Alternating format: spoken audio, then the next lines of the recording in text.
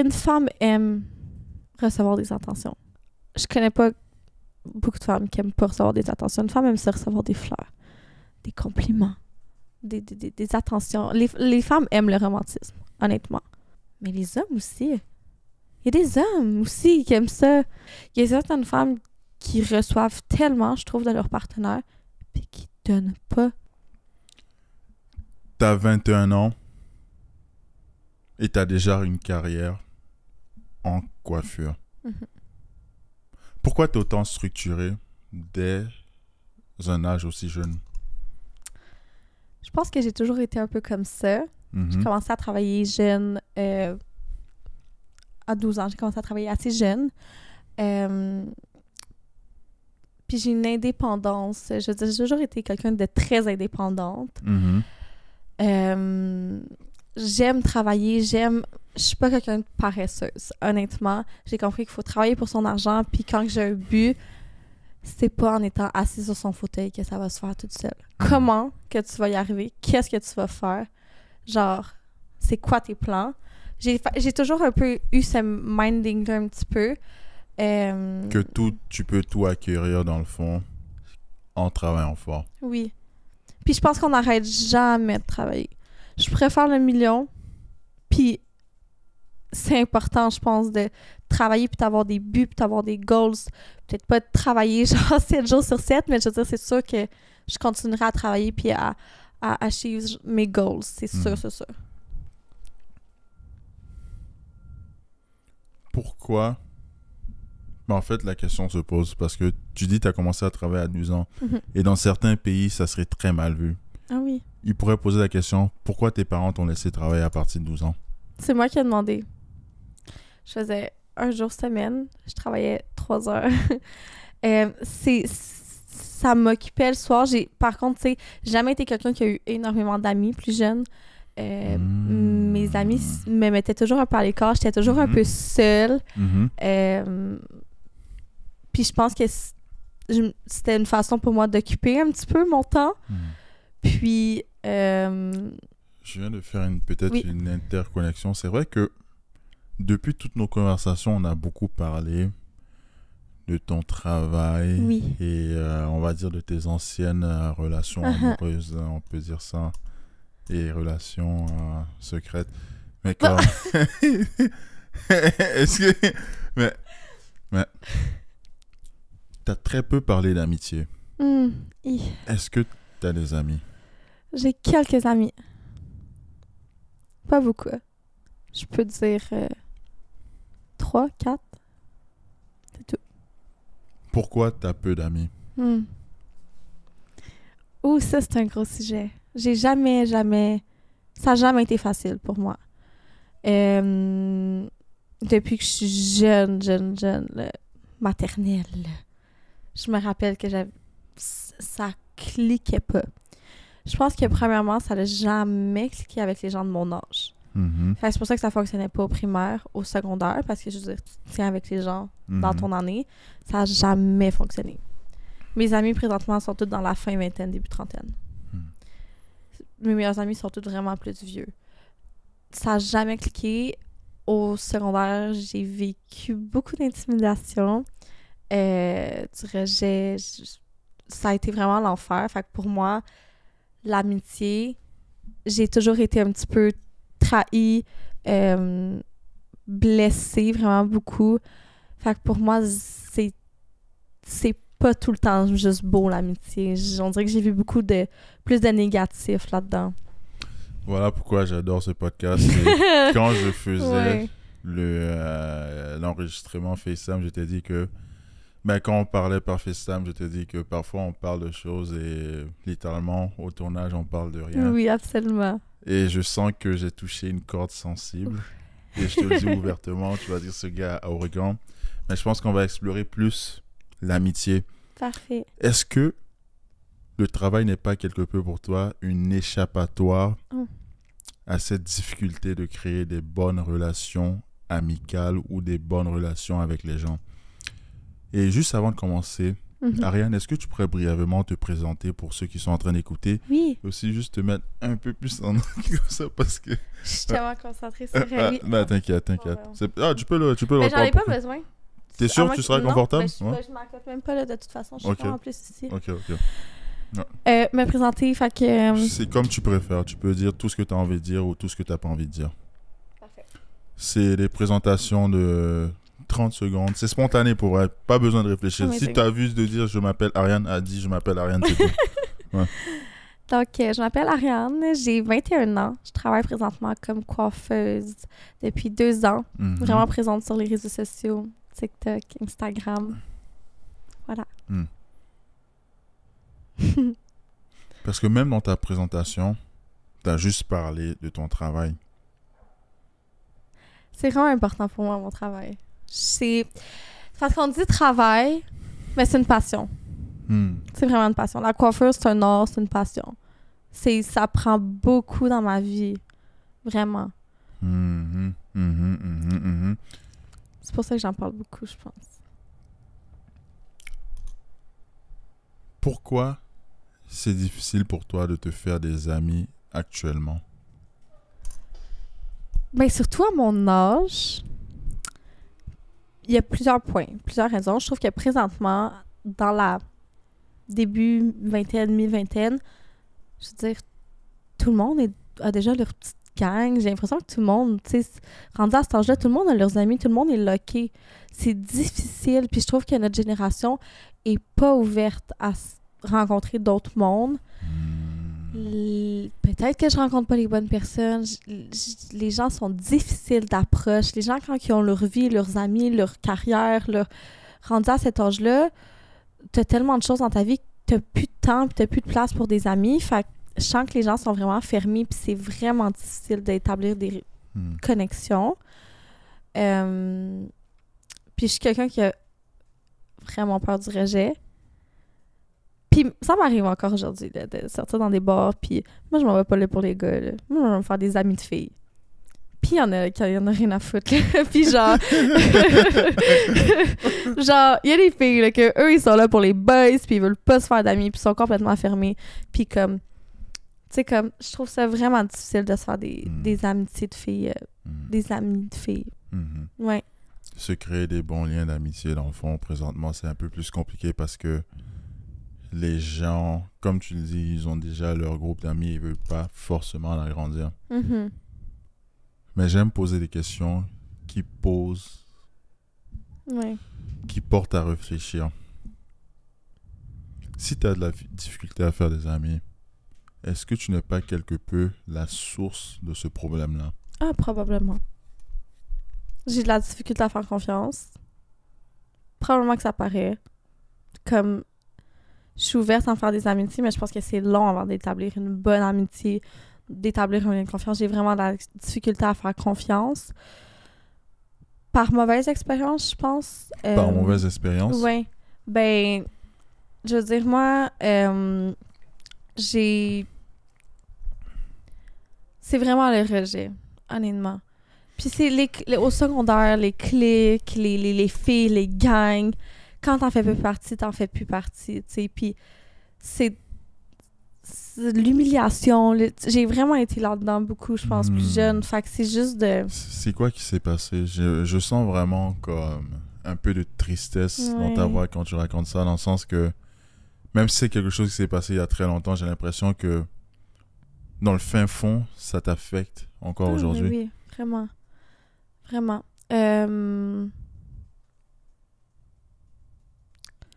Je veux dire, c'est pas une situation. Tout le secondaire, j'ai vécu vraiment de l'intimidation. J'ai commencé les réseaux sociaux assez jeune. J'ai déjà eu une chaîne YouTube. Mais c'est bien. C'était sur quoi? J'ai commencé, c'était des vlogs, là, vraiment. Ça marchait, vraiment. Je m'étais fait inviter là, juste pour ados et compagnie. Puis ouais, fait que j'avais 13, 14, 15 ans. Puis j'allais dans des événements, dans des affaires de vlogs, puis tout. Puis ça marchait vraiment bien. J'ai arrêté ça, là. Plus moyen de retrouver ça nulle part. Essaye pas. Essaye pas. Mais oui, ça fonctionnait vraiment bien. Mais évidemment, je veux dire, je pense que quand tu t'affiches comme ça sur les réseaux sociaux puis quand tu as une certaine popularité, ben c'est sûr que ça vient avec les insultes, un peu la jalousie. J'ai aussi... je suis dans une agence d'acteurs, là. Fait que depuis que je suis vraiment jeune, j'ai jamais fait de gros rôles, mais j'ai joué dans une couple de trucs, honnêtement. Damn. Ouais. OK. Fait que je pense que ça, juste le fait d'être dans le monde un petit peu des artistes, d'être dans le monde, d'être affiché comme ça, autant je pense que ça l'ouvre la porte vraiment. C'est plus facile aux gens de te dire, ben, tu peux pas t'en plaindre, là, c'est toi qui t'affiches, c'est toi qui. Tu sais. Donc, dans le fond, les gens t'ont jugé par les choses qu'ils ont vues Mm-hmm. en ligne sur toi Mm-hmm. et ils ont cru te connaître et ils t'ont classifié en même temps. Ça, c'est la femme des réseaux sociaux, c'est la fille des réseaux sociaux qui fait des blogs Oui. et ils n'étaient pas intéressés d'apprendre plus sur toi. Non, parce qu'ils pensaient déjà me connaître de toute façon, à travers les réseaux sociaux, mais c'est une fausse image de moi, c'est pas... tu sais, je me rappelle, à ma dernière année de secondaire 5, j'ai changé d'école, changé de ville, changé d'école complètement. Puis avant même d'arriver dans cette nouvelle école, en campagne, là, je pense qu'on était 300 à l'école. Presque tout le monde me connaissait déjà. Tout le monde te connaissait? OK, mais ton truc était gros, alors? Ça fonctionnait quand même bien. Là. Je m'étais alliée avec une couple... j'étais rendue à 100 quelques mille, je pense, sur YouTube. T'avais 5 quelques mille abonnés sur YouTube? Oui. Non, OK, mais alors tu goûtais à l'argent, toi? Oui. Puis et t'as du tout arrêté? Oui, parce que je me suis lancée là-dedans sans me poser de questions. Puis c'est beaucoup de travail. C'est vraiment beaucoup de travail. Ouais, je sais. Ben oui. Puis oui, j'avais besoin d'arrêter pour ma santé mentale. C'est plus... Puis je m'étais alliée avec des filles, je sais pas si c'était connu dans le temps, là. C'était vraiment dans le temps. Là. C'est peut-être ta blonde, elle connaît ça, là. Emma Verdé, là, et compagnie. Non? Non, je connais pas. Non, OK, donc t'étais vraiment dans, on va dire en bon québécois, une clique d'influenceurs. Et toi, t'avais 14, 15, 16 ans. Mm-hmm. Et t'avais beaucoup de succès sur YouTube. T'avais beaucoup de succès sur le monde des réseaux sociaux. Mais dans la vie réelle, c'était autre chose. Oh, complètement. Oui, j'avais personne. J'avais personne. Même, il y a une influenceuse québécoise, en fait, en ce moment, qui est très populaire. Et elle était aussi dans mon cégep avant. Pour les reals qui connaissent de quel cégep j'étais, vont savoir de qui je parle. Elle aussi, elle était très, très populaire. Mais dans la vie réelle, au cégep, en tout cas, elle était souvent seule, les trucs du genre. Donc, on dirait que parfois que... Oui. Excuse-moi. Est-ce que parfois, c'est plus compliqué avoir des bonnes relations en réalité quand on est populaire, on va dire, influenceur? Oui. Oh, oui. Vraiment. Mais tu sais quoi? Je pense que ça vient plus de nous. Puis c'est vraiment, comme j'ai dit tout à l'heure, par manque de... Par peur... J'ai peur de faire confiance.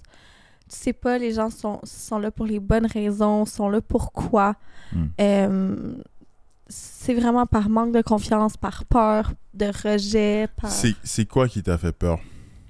Parce que tu utilises souvent le terme par peur. Mais c'est quoi qui t'a fait peur? Je trouve que les... Je vais prendre le temps de penser à cette question.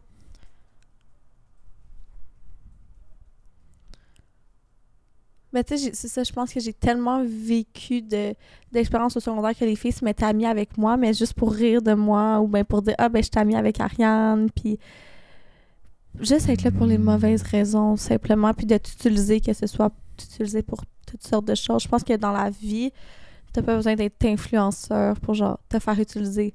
Tu peux être whatever you're doing in life. Tu peux te faire utiliser pour telle raison, pour qu'est-ce que tu fais dans la vie, pour ta carrière, pour ton argent. Moi, je pense que c'est très facile d'utiliser quelqu'un. Puis j'ai vraiment cette... Plus jeune, en fait, j'avais vraiment cette peur-là de me faire utiliser pour ça. Wow. Oui.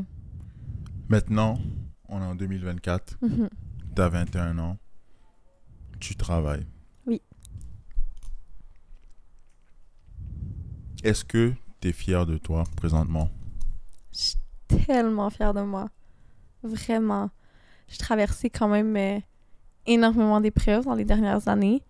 Je veux dire, tu sais, on parle, mettons, là, moi, j'étais dans mon secondaire 5 en l'année COVID, là. L'école a shut down, puis du jour au lendemain, t'as plus d'école, t'as plus de cours, tu fais quoi? Fait que j'ai commencé à travailler à temps plein. J'ai tellement fait de choses, j'ai tellement travaillé dans des endroits différents, j'ai essayé plusieurs carrières, puis j'ai passé à travers beaucoup d'épreuves, que ce soit niveau carrière, niveau amitié, niveau amour, niveau famille, niveau argent. Je pense que j'ai toutes faites. Puis de voir ce que je suis rendue aujourd'hui, je suis sincèrement heureuse, je suis épanouie. Puis je pense que c'est important des fois de s'asseoir puis d'être comme, est-ce qu'il me reste du chemin à faire? Absolument. Mais où j'étais il y a 3 ans, 2 ans, puis où ce que je suis aujourd'hui, c'est important de se regarder dans le miroir puis de se dire, crime, good job. Que t'en as fait beaucoup. Ouais. J'ai envie de te demander, pourquoi tu cours à un rythme aussi élevé? Pourquoi tu vas aussi vite? Pourquoi? J'ai beaucoup de projets dans ma tête. J'ai beaucoup de buts. Moi, je pense que je suis née pour être entrepreneur. J'adore la coiffure, vraiment. Je pense rester dans ce domaine-là. C'est sûr que je veux être moi-même un jour. Je veux, tu sais, que ce soit d'avoir mon propre salon, quoi que ce soit. Puis ça vient pas toute seule. Faut travailler, faut avoir des projets. Puis comment que toi, tu te démarques? Parce que je trouve ça difficile au Québec de se démarquer puis au niveau carrière, peu importe ce que tu fais. Moi, je suis pas quelqu'un qui comment je pourrais formuler ça? Je suis pas... Tu veux pas être dans la moyenne? Oui, je suis pas quelqu'un qui est dans la moyenne. Jamais. Je peux pas. Moi, faut... Puis comme... Moi, je pense que c'est positif. Faut le faire d'une bonne façon. C'est pas en rabaissant les autres, jamais. Mais c'est en se montant soi-même. Je peux pas être dans la moyenne. Faut que je fasse quelque chose de plus. Faut que je fasse quelque chose de mieux. Fait que je suis tout le temps à la recherche d'idées. Qu'est-ce que je peux faire pour que ça fonctionne? Qu'est-ce que je peux faire pour que dans 3 ans, je sois rendu là, genre? On top. Ouais. Si j'ai envie d'explorer un peu plus l'univers de la coiffure, est-ce que être coiffeuse, est-ce que travailler dans l'univers de la coiffure, est-ce que cet univers est toxique? Oui. Oui. Vraiment. En quoi est-ce que c'est toxique? C'est un milieu vraiment de filles. Vraiment. Puis...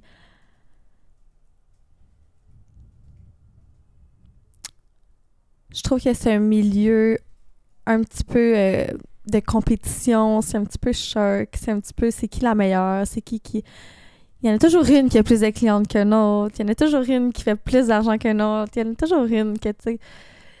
Puis, tu sais, ouais, je pense que c'est un milieu qui est quand même assez toxique. Okay, donc, il y a la compétition entre les coiffeurs-coiffeuses, dans le fond. C'est sûr que ça dépend où est-ce que t'es, dans lesquels salons que t'es. Je considère que je suis dans un salon extraordinaire. Puis qu'est-ce qui est le fun présentement, justement, c'est que je suis vraiment la plus jeune. Puis on est toutes un peu dans des tranches d'âge différents et on fait toutes des choses différentes. Wow. Moi, je me spécialise plus dans telle chose. Il y en a un qui va se spécialiser plus dans les coupes qui sont plus courtes, un autre. Fait que présentement, ce que je suis, on fait toutes quelque chose de différent. Fait que je me sens pas comme poussée dans le trou. Là. Je sens que je vaux quelque chose puis que j'apporte telle chose au salon. Fait que je me sens bien. Mais, mettons, travailler dans un salon de coiffure où on est 20 filles, mettons, de 20 à 30 ans, là, puis on a toutes les mêmes formations, on fait tout le même travail. C'est sûr que ça devient c'est sûr qu'à un moment donné, même si tu veux pas, c'est sûr que ça devient compétitif. Oui. La clientèle est comment? Dans le sens que est-ce que parfois ils te confient des secrets? Est-ce que parfois ils parlent beaucoup? Oui. C'est quoi tes types de discussions avec les clients? Ça varie vraiment. C'est difficile. C'est vraiment difficile, je trouve. Puis moi, je me dis qu'on devrait avoir des cours de psycho ou quelque chose, parce que pour vrai, c'est... On sait des choses tellement intenses, que ce soit positif, que ce soit négatif.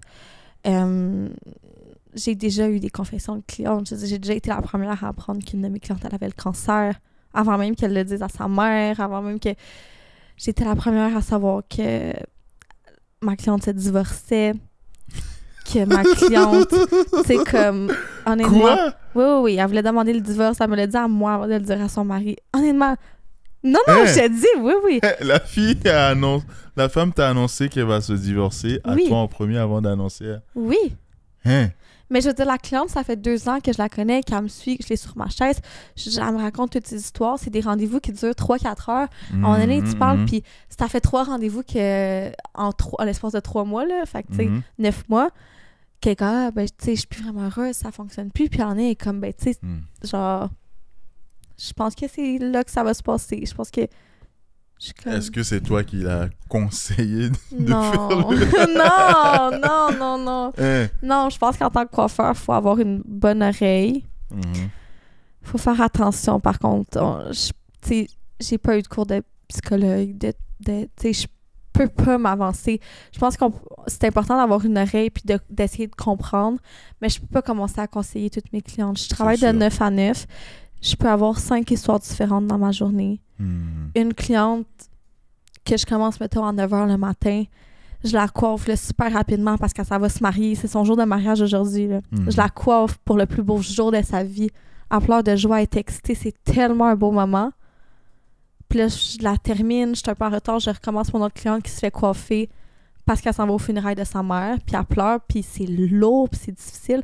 Comment que tu t'adaptes à ça, que tu viens de passer d'une émotion super haute à comme, oh, là, tu redescends, c'est triste, puis l'autre d'après, puis c'est beaucoup, j'avouerais que des fois, à la fin de la journée, je rentre à la maison, puis il faut pas qu'on me parle. Faut me laisser 5 minutes. Comment que, genre, honnêtement, c'est difficile. Comment tu peux enregistrer toute cette information correctement pour ne pas être bouleversé toi-même? Absolument. Est-ce que tu n'as pas choisi la coiffure pour quelque peu pallier le manque d'interaction sociale que tu aurais pu ne pas avoir sur le plan plus personnel? C'est-à-dire, comme tu parles beaucoup à des gens de partout, toute origine et toute histoire, on va dire, est-ce que c'est pas quand même un moyen de connecter avec les gens sans vraiment connecter? Je pense que oui. Honnêtement, c'est un milieu où tu parles énormément. T'interagis avec les clients, puis ces personnes-là passent 3-4 heures sur ta chaise, tu t'en dis des choses à 4 heures, puis tu connais des histoires, puis tu... Fait que je pense que oui. J'ai pas fait pour ça, mais je pense que c'est quelque chose que, quand j'ai commencé dans le métier, c'est quelque chose qui m'a plu, que j'ai aimé, puis c'est... Oui, probablement un manque qui me fait du bien. C'est honnêtement... Qui te permet de connecter, hein? Ouais. Je viens de faire un lien. Oui. Est-ce que tu as une bonne relation avec tes parents? Ah oui, vraiment. Mes parents, c'est... Mon père, c'est l'homme de ma vie. Ma mère, c'est la femme de ma vie. C'est des personnes vraiment importantes pour moi.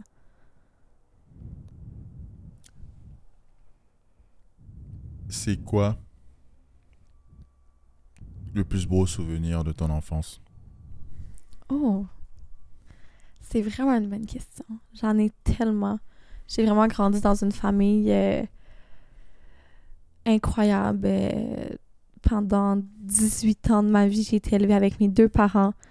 C'est une belle maison avec mon petit chien. Une famille assez traditionnelle, honnêtement. C'est quoi une famille traditionnelle? On est en 2024. Oh, ouais, ben là. On est en 2024. Wow, là. Faut préciser, j'ai peut-être pas utilisé le bon mot. Une famille assez classique. Ou c'est pas mieux? Non, je sais pas, mais c'est à toi de nous décrire c'est quoi une famille traditionnelle.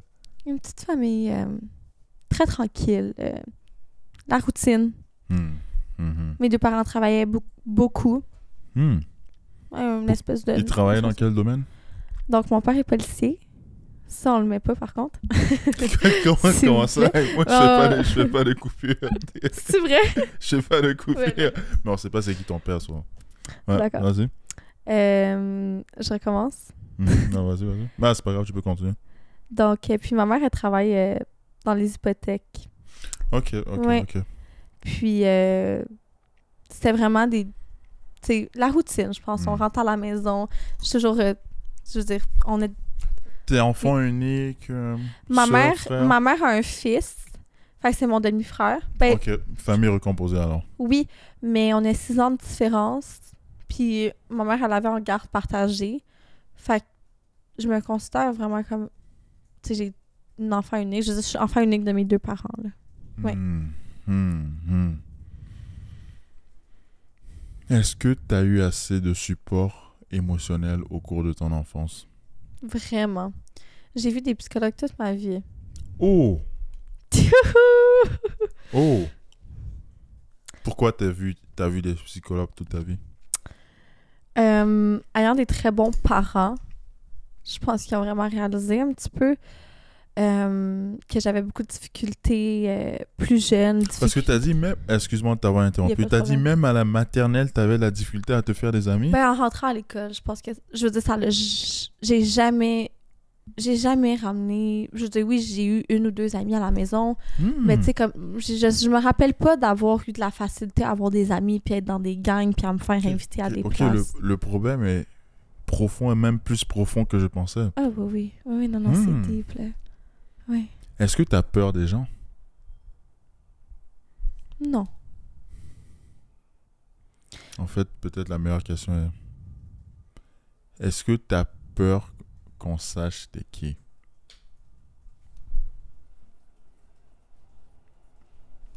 Un peu.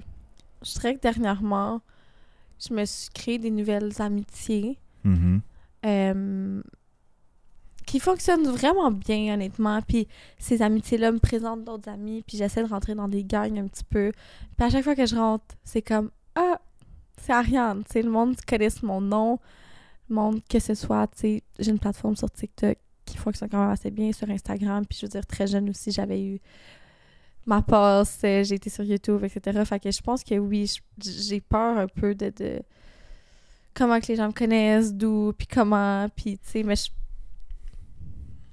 c'est un peu au niveau de mon image. Ouais. Pourquoi t'es autant préoccupé de ce que les gens pensent de toi? Ah, ça, c'est mon plus gros défaut, je pense. De ce que les gens pensent de moi. Mais pourquoi? Ben, je pense que, je veux dire, il y a personne qui peut s'asseoir devant toi et te dire « Moi, je m'en fous, là. » Ben oui, non, il y a des gens qui peuvent dire ça, en fait. C'est pas vrai.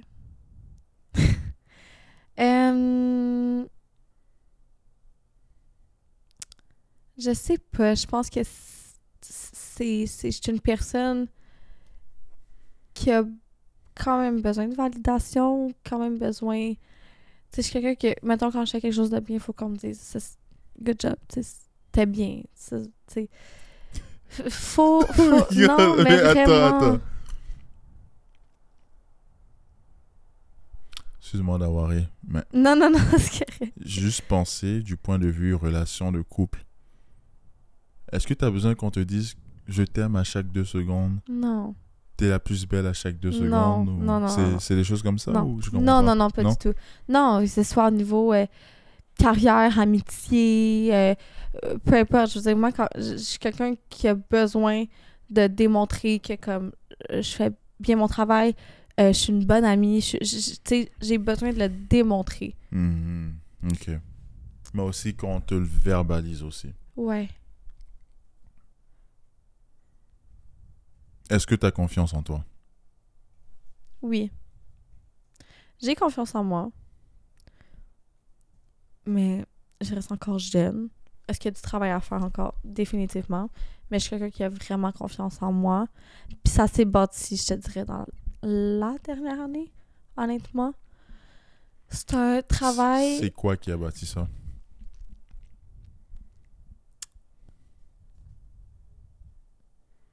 Honnêtement, je sais que je le rapporte vraiment souvent, mais c'est vraiment ma carrière. De voir comment que j'ai réussi à évoluer.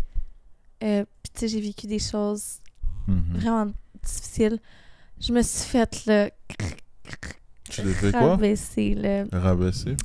Oui, ben tu sais, je veux dire, je pense que de rentrer aussi jeune dans le domaine du travail, on te prend pas au sérieux, on te fait pas confiance, on essaie de t'écraser parfois. Fait que je pense que le fait que je me suis vraiment montée toute seule, puis je me suis montée, je me suis créé un peu ma carapace, puis je suis quand même rendue ce que je suis aujourd'hui. Tu sais, je pense que je suis fière de moi, puis ça m'a vraiment fait prendre confiance en moi, de voir que comme je l'ai fait toute seule, tu sais. J'aime ça parce que tu te laisses pas abattre par les épreuves difficiles de la vie. J'ai envie de pivoter un peu sur l'amour. L'amour. Tu m'as dit que tu as été en couple pendant 5 ans. Oui. Catastrophe, tu es célibataire depuis février. Cet été, oui. Ok, juin, cet ouais. été. C'est quoi l'amour? L'amour. C'est un gros sentiment. C'est beau, l'amour, honnêtement. Pour moi, l'amour, il y a beaucoup de bases à ça. Il y a une base de confiance. Il y a une base... Il faut qu'il y ait une connexion. Il faut qu'il y ait une attirance. Pour moi, c'est ça, l'amour. Vraiment. Puis... Non, j'ai vécu l'amour. Vraiment. Comment tu fais à savoir que c'était l'amour et pas un simple amour de jeunesse ou je sais pas quoi? Comme il y a plein de gens, je leur demande en fait, elles ont 30 ans, 35 ans, 40 ans. Je demande si, est-ce que tu as déjà été amoureuse ou amoureux? Ils me disent, je sais pas. Non, moi je sais. Oui, tu le sais. Tu te sens comment quand tu es amoureuse? Tu y penses même pas, je pense. Je pense qu'il y a du moment où tu t'assois puis tu te dis je suis amoureuse, c'est là que tu l'es pas. Je pense qu'être en amour, justement, c'est que tu te lances complètement dans une relation, tu te poses pas de questions, t'es juste bien puis tu te laisses complètement aller là-dedans. Pour moi, c'est ça l'amour. C'est un sentiment de bien-être. C'est pas un sentiment d'être tout le temps comme est-ce que je le suis, est-ce que je le suis pas, tu sais. C'est d'avoir confiance à quelqu'un, de t'asseoir à côté de la personne, puis c'est ça. C'est indescriptible, en fait, l'amour, pour moi. T'as ce sentiment de certaineté, mais je viens juste d'oublier le mot en français. Désolé. Certitude. De certitude. Il fait tard ici. Comment t'as dit ça? J'ai dit ça en anglais. Certainty. My bad. T'as ce sentiment de certitude là.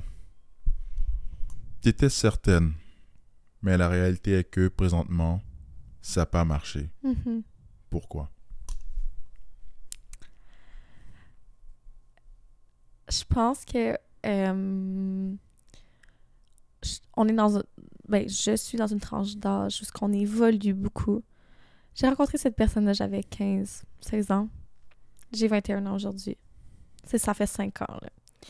Puis c'est une tranche d'âge vraiment importante. Tu passes d'une adolescente à 18 ans, être adulte à 21, devenir une femme, vraiment, tu sais. Je veux dire, qu'est-ce que je voulais à 16 ans, je l'ai vu plus à 21 ans. Puis il y a des choses que j'avais pas besoin à 16 ans, que j'ai besoin à 21 ans. Puis, malgré la communication, je pense que, je veux dire, tu changes tellement sur toi-même. Moi, en tant que femme, j'ai tellement changé dans ces dernières années-là qu'il y a des trucs que je retrouvais plus, il y a des trucs que j'avais besoin, des trucs que j'avais plus besoin aussi. Tout simplement. Puis malheureusement, les chemins se séparent. Puis comme, c'est une phrase qui m'énerve normalement, là. Nos chemins se séparent, mais je pense que c'est vraiment ça. Je trouve ça intéressant. Dans le sens que t'avais de la difficulté à te faire des amis, mais comment ça t'as été capable de trouver un amoureux dans cette époque-là? Il me fait confiance, vraiment, puis j'ai aussi fait confiance. on passait beaucoup de temps ensemble aussi, vraiment. Puis je pense que c'est quelqu'un que malgré un petit peu tout ce que je vivais au secondaire, puis il y a des filles, là, oh my God, qui allaient voir mon chum puis qui étaient comme...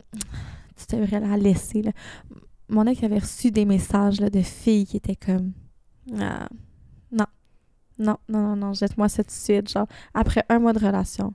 Hein? Ouais. Pourquoi? Parce que c'est des filles qui pensaient me connaître, qui pensaient me suivre sur les réseaux sociaux. Il y avait une certaine image de moi. Ils pensaient que, tu sais... Puis, il a quand même décidé de rester avec moi. Puis, on a fait 50 bouts de chemin ensemble. Puis, je veux dire, je suis une bonne personne. Puis, comme, c'est une bonne personne aussi. Je pense que c'est le fait que il est resté accroché à moi, vraiment. Il est resté accroché à toi, mais toi, t'es pas resté accroché à lui? Ou je comprends pas le Oui, sens. oui, non, mais dans le sens qu'il m'a pas lâché malgré... Malgré toutes les épreuves. Malgré toutes les épreuves, oui. J'aimerais te demander, ça serait quoi pour toi la relation parfaite? Amoureuse? Ouais. Relation parfaite, amoureuse. Pour moi, personnellement. Non, pour la caméra. Non, Je suis quelqu'un quand même indépendante, mais qui aime quand même passer du temps avec sa personne. Mm-hmm.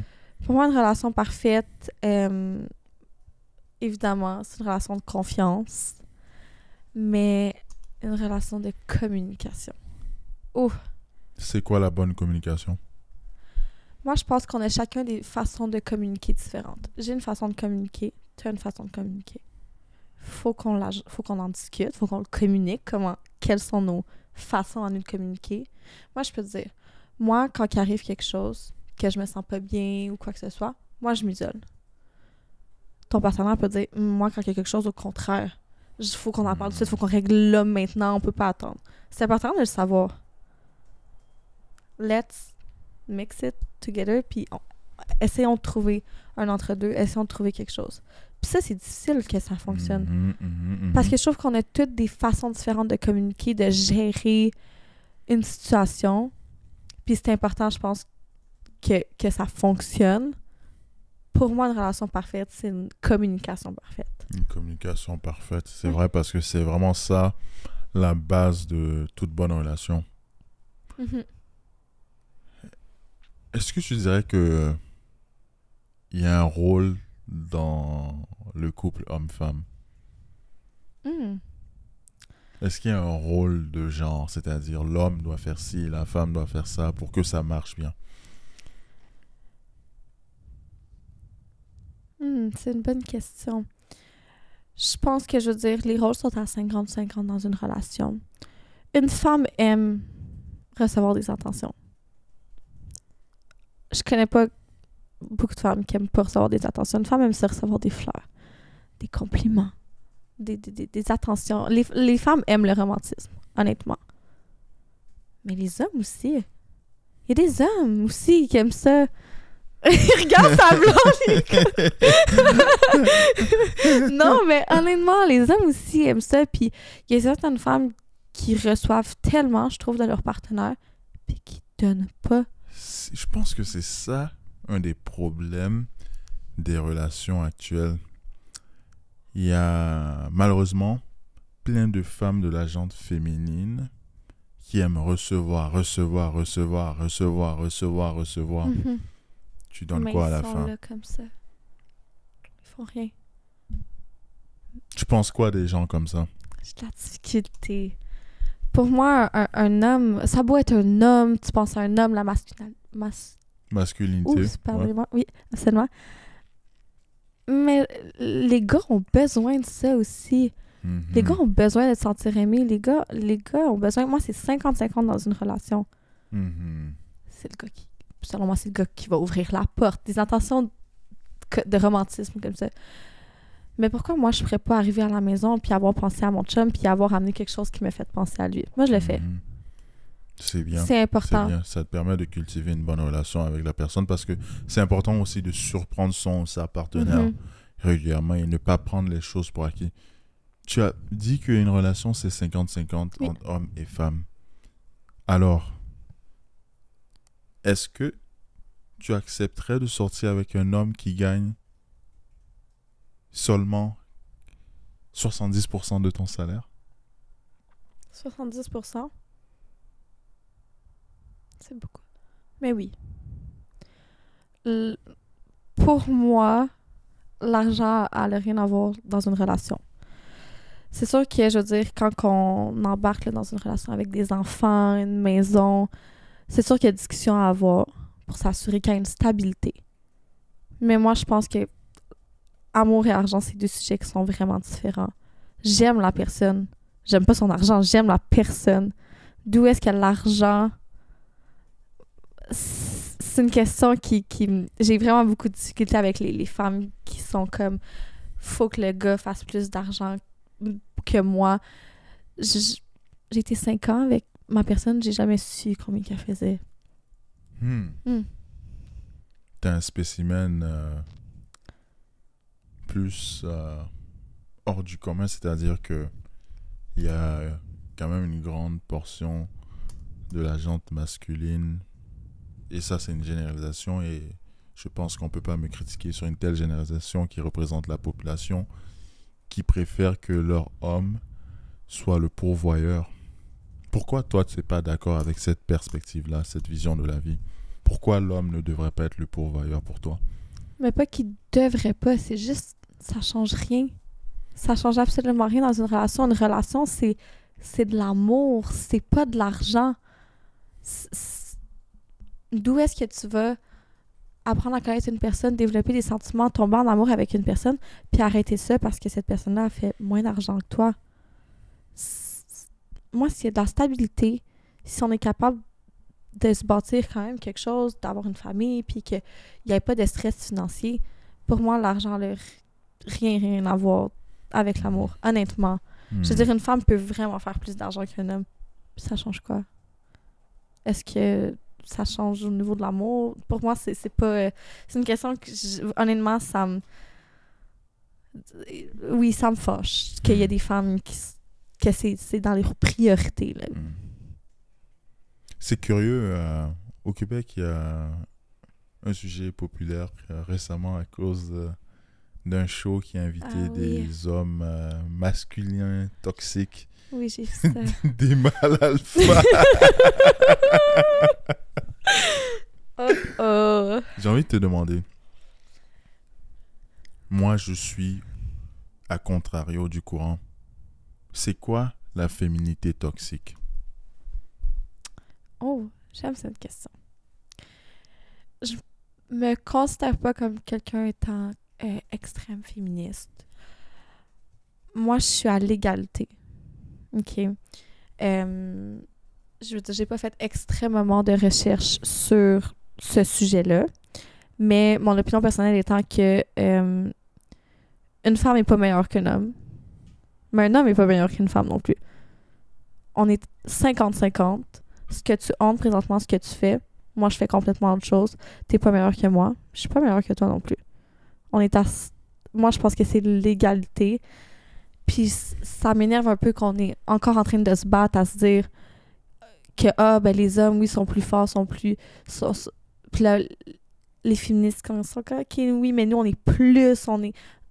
Est-ce qu'on peut juste... Être ensemble. Être ensemble. Exactement ça. Exactement. Mais j'ai envie de te demander. Alors, c'est quoi la masculinité toxique? Ouais,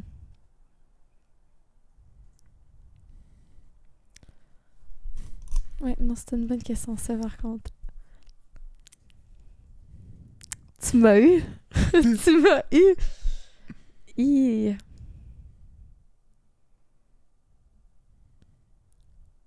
Puis là, tu fais pas de montage, hein, c'est ça? Je sais pas. Attends.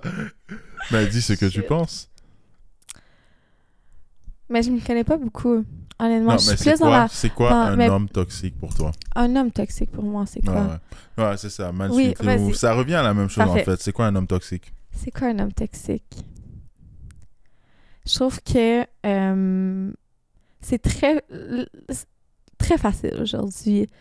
Pour moi, un homme toxique, c'est quelqu'un qui va vraiment utiliser les femmes.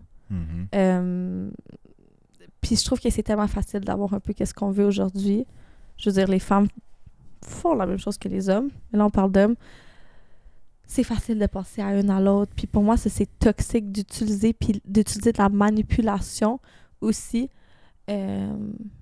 ChatGPT, là, je pense qu'il y en a une couple qui l'utilise ça, à ce temps, les gars, là, pour faire des beaux textes, là, puis tout. Puis finalement, ben, c'est de la bullshit. Puis les gars utilisent ChatGPT pour ça. DM maintenant? Ben, moi, j'ai reçu des... en avance, les gars! Vous êtes en avance! J'ai reçu des textes des fois que je suis genre, t'as pas écrit ça.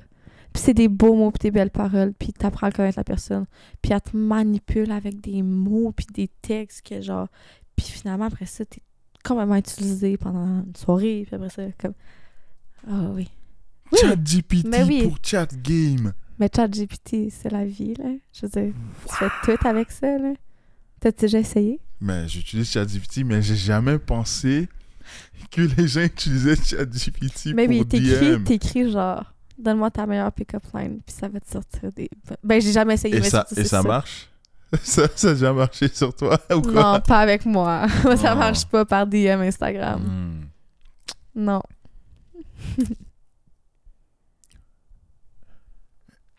Est-ce que tu dirais que la qualité d'homme de ton âge est bonne?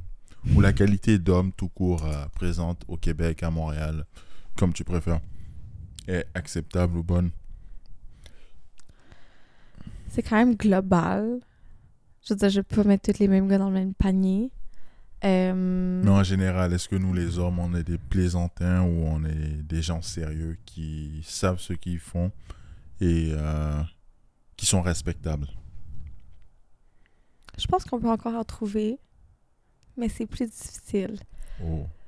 Mais je pense mais pourquoi cette difficulté-là? Parce que je trouve ça quand même choquant, dans le sens que pourquoi la majorité d'hommes ne sont pas respectables? Pourquoi la majorité d'hommes ne sont pas des gentlemen ou des bons hommes?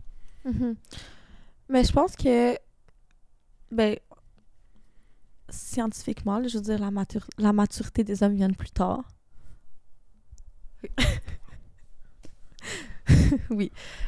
Vers l'âge de 30 ans. Fait que moi, je pense que... Hein? Ben oui. Attends. Oui.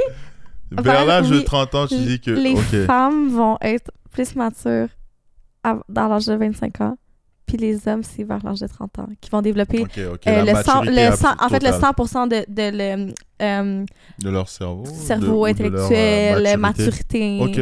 Ouais. Je savais pas. Oui. Ben, j'ai su ça aujourd'hui. C'est qui t'a dit ça? Une collègue de travail. Scientifique, MD. OK. Intéressant. Oui. Donc, c'est pour ça que je pense que c'est difficile là, dans la vingtaine de trouver quelqu'un. Je pense que les gars aujourd'hui prennent vraiment plus leur temps. Je veux dire. Pour être dans une relation. Mais vraiment.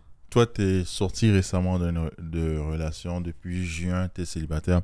Est-ce compliqué de trouver l'âme sœur? Est-ce compliqué de revenir sur le dating market après toutes ces années? Dieu, c'est ma phobie. Puis je me rappelle en couple, j'arrêtais pas de me dire si un jour là, je serais pour plus être avec cette personne-là, c'est mon cauchemar de retourner sur le dating world. Genre, oh mon Dieu. C'est quoi qui rend ça aussi cauchemardesque, comme tu le dis? Les applications de rencontres, moi personnellement, je suis pas là-dessus du tout, mais je trouve ça... C'est un doigt, là, hein? Fait que t'as trouves belle, t'as trouves pas belle, tu trouves beau, tu trouves pas beau. L'âge, qu'est-ce qu'elle fait dans... Moi, je pense que je suis née dans la mauvaise génération. Comment ça, t'es née dans la mauvaise génération? Ben, c'est vraiment des relations, je trouve, qui se commencent que par le physique aujourd'hui. C'est très... Je veux dire, d'où est-ce que maintenant on se fait un chum parce qu'il nous DM sur Instagram ou bien il nous offre un shooter au bord, genre, c'est quoi ça? Ramenez-moi quand genre les dans le vieux temps, là, quand que, je sais pas, moi, les hommes étaient des hommes. Oh. Non, puis qu'ils ils venaient vers toi, puis qu'ils faisaient vraiment des gestes là, pour t'avoir, puis pas des... comme... C'est rendu n'importe quoi, là. C'est rendu n'importe quoi? Oui. Non, t'es pas d'accord? Mais c'est quoi les... Mais je trouve que c'est rendu... C'est... C'est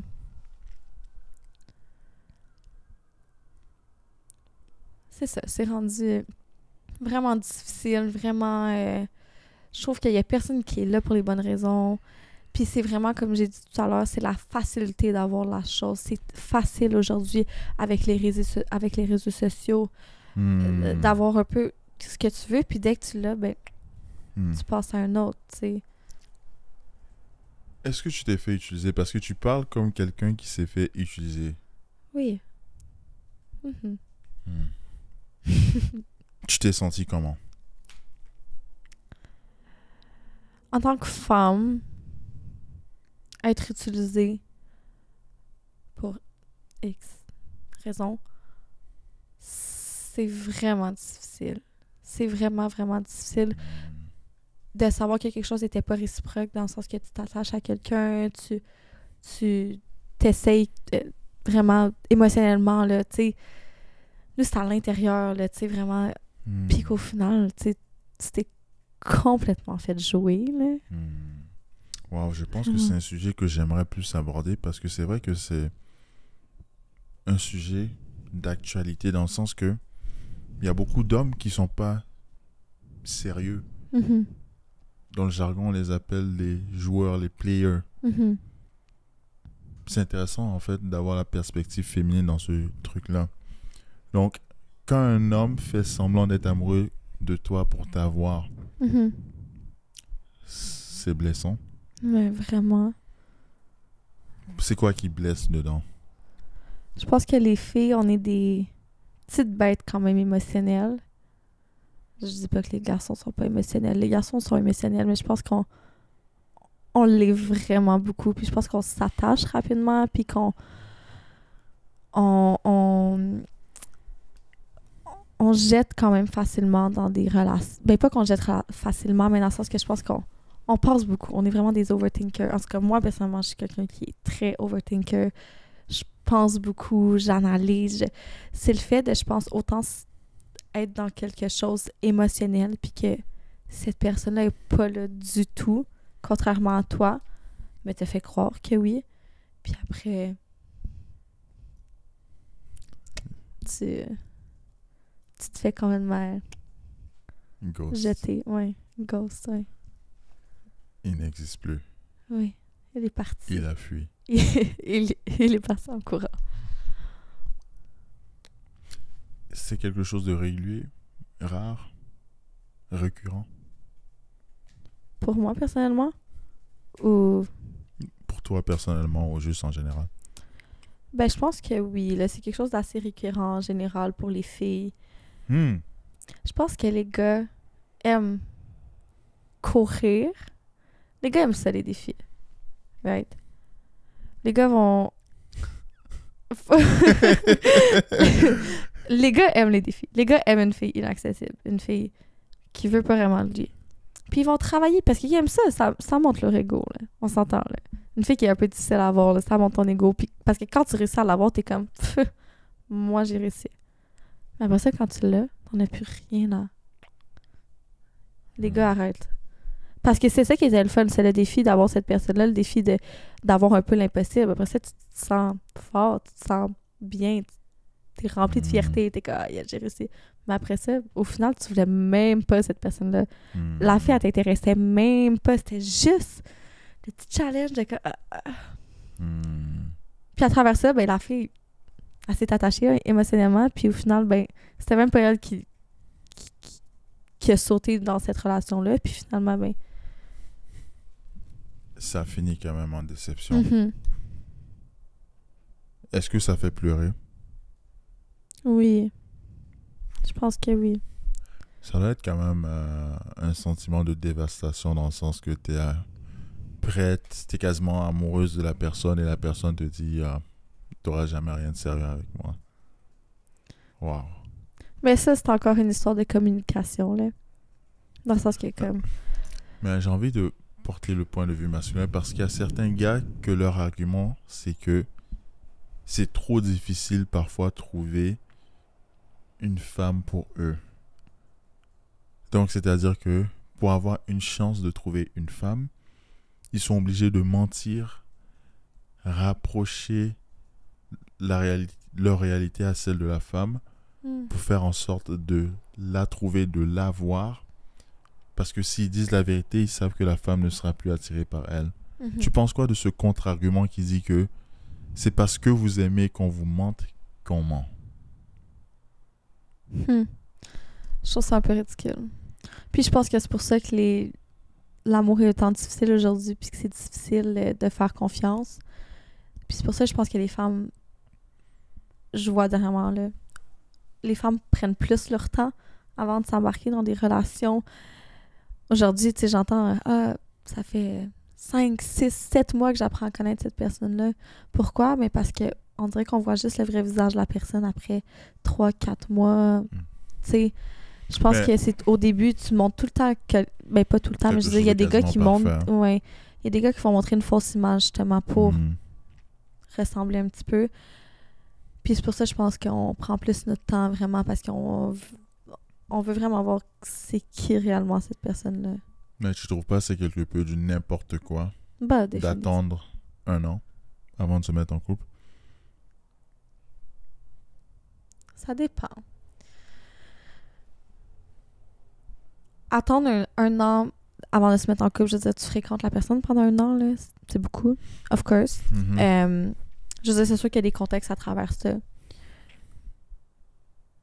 Moi, je trouve que c'est un peu avoir la belle vie, là, ben, je veux dire, moi, je pense pas comme ça, mais je trouve, mettons, pour un gars, c'est un peu d'avoir la belle vie, là, de fréquenter une fille pendant 1 an, parce que, je veux dire, t'es pas en couple, là, fait que demain, si tu veux...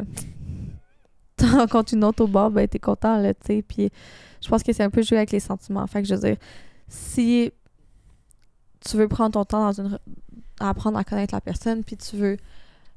Moi, je pense que c'est important de au moins avoir une communication vraiment incroyable. Là, je pense que dans une période de fréquentation, la communication, c'est là. C'est vraiment là.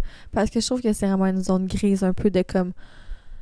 T'apprends à connaître la personne, mais t'es pas en couple avec la personne. La personne reste célibataire. Fait que c'est est-ce qu'on est exclusif, est-ce qu'on l'est pas?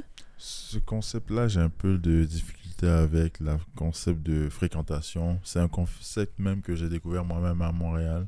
Parce que j'étais un saint, c'est-à-dire que je connaissais rien de tout ça. Je savais même pas que ça existait. Moi, dans ma tête, si tu voyais quelqu'un, automatiquement, c'était ta blonde ou copine, dans le sens que vous apprenez à vous connaître et tout. Donc, automatiquement, pour moi, si vous êtes en fréquentation, la personne ne voit personne d'autre. Mais, j'apprends, catastrophe. Les gens ne sont pas fidèles. Les gens voient à gauche et à droite, même quand ils sont en fréquentation, pour se mettre en couple avec quelqu'un. Est-ce tolérable de voir ailleurs quand on est en période de fréquentation? Non. Pourquoi non? On est célibataire, non? Oui. Mais comment est-ce que tu veux apprendre à connaître quelqu'un? Pour moi, une période de fréquentation, c'est une période où t'es intéressé à la personne. Tu veux éventuellement t'établir avec cette personne-là. C'est une période où tu veux apprendre à connaître puis savoir si ça fonctionne. Comment est-ce que tu veux essayer de construire quelque chose avec quelqu'un si tu vas voir ailleurs? C'est vrai. Pour moi, c'est une faille, là, un petit peu. Je pense que c'est important, par contre, d'en parler, de le communiquer. À quel moment, dans votre période de fréquentation, vous vous dites, tu sais, moi, si je vois quelqu'un, c'est pas après 1 semaine là, que je vais dire, OK, on fait ça tout de suite. Mais je pense que c'est important de le communiquer. C'est important de savoir quand c'est le bon moment de le faire. Mais pour moi, c'est trompé. Donc, tu n'accepterais pas que quelqu'un que tu fréquentes voie ailleurs? Non. C'est intéressant. C'est intéressant parce que ça met... Parce qu'il y a beaucoup de gens, je sais qu'à Montréal, surtout à Montréal, ils sont pas dans des... Pour eux, fréquentation, c'est pas sérieux. Mais en fait, j'aimerais te demander une question par rapport à la fidélité. Oui. Est-ce que tu accepterais Est-ce que tu pardonnerais un homme qui te trompe? Non. Oh non. Pourquoi non? Non. Quand tu trompes, c'est parce que il y a une faille dans ta relation. Que ce soit côté... il y a un manque. Peu importe dans quel aspect que c'est, que ce soit un manque de communication, un manque d'amour, quoi que ce soit, c'est qu'il y a un manque. Ta relation, pour moi, ne fonctionne pas si tu vas voir ailleurs. Pourquoi tu resterais avec quelqu'un qui pense que ta relation ne fonctionne plus? J'adore ça. J'adore cette perspective. Dans le sens que si tu as trompé, c'est vrai que tu penses que la relation ne fonctionne plus, ou en tout cas, il y a quelque chose qui ne fonctionne plus de la relation. Mm-hmm. Donc, c'est intolérable parce que c'est un manque de confiance et c'est un manque de sincérité, c'est un manque de fidélité. Mm-hmm. Mais je veux dire... Est-ce que tu n'es pas ferme parce que tu as tellement été blessé dans la vie que tu ne tolères rien? Tu penses quoi en fait d'une femme qui pardonnerait son homme qui est infidèle? Parce qu'elle aime trop cet homme-là, elle pardonne l'infidélité. Est-ce que l'amour sincère, l'amour naïf peut pardonner un homme infidèle?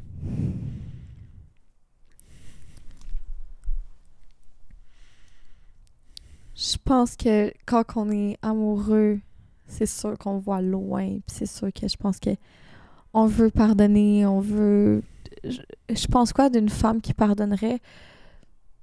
Je la jugerais pas du tout. J'ai été en amour. Quand t'es en amour, je pense que t'es tellement dedans. Puis tu sais, quand on dit l'amour en aveugle, je pense que c'est vraiment vrai. Donc si ta fille fait ça, tu serais d'accord avec? Non. Mais je serais pas d'accord, mais je la jugerais pas. Je la comprendrais, mais je serais pas d'accord. C'est de comprendre comment que la personne se sent. Je comprends que tu veux pardonner, je comprends que tu l'aimes, je comprends que tu veux rester avec cette personne-là, mais je suis pas d'accord. Avec sa décision. Hein. Mm-hmm. Ariane, je viens de voir Ça la fait cloche vraiment. fatidique des 1h. Ping, ping, ping. Yeah. Je me suis promis une seule chose à ce podcast, c'est que ça sera des excellents épisodes et ça sera des épisodes de 1 heure. Parfait. Merci beaucoup d'avoir participé à cette belle discussion-là. Je pense que ça a permis vraiment à des gens plus jeunes, plus vieux, de comprendre un peu plus c'est quoi la réalité d'avoir 21 ans, la réalité d'être indépendante en tant que jeune fille dans une société moderne comme celle dans laquelle on vit présentement. Les challenges de se faire des amis quand on est sur les réseaux sociaux, quand on a une présence, la jalousie qu'on peut avoir aussi d'auprès des personnes qui ont le même genre que nous. Qu'est-ce que tu aimerais dire aux gens? Qu'est-ce que tu aimerais dire à quelqu'un qui écoute ce podcast présentement? Ou est-ce que tu aurais un message à lancer en général? J'avais un message à lancer en général. Honnêtement, c'est vraiment, je pense, soyez un peu ouverts. Moi, c'est la communication, honnêtement. Je trouve que la communication, ça prend toute ta vie. Tu utilises la communication partout dans ta vie, dans tous les aspects de ta vie. Communiquer, c'est vraiment important. Puis c'est peace and love, là, c'est vraiment mon mot. De toujours aussi être à l'écoute, comprendre les émotions des autres. Je pense que c'est comme ça qu'on peut mener des belles relations en amitié, en amour. J'adore. Voilà. J'aurais pas pu mieux dire. Pour ceux qui ont regardé jusqu'à présent, n'oubliez pas de vous abonner. N'oubliez pas de partager aux gens qui apprécient. N'oubliez pas de partager à vos proches. Et à la prochaine. Bye! Let's go.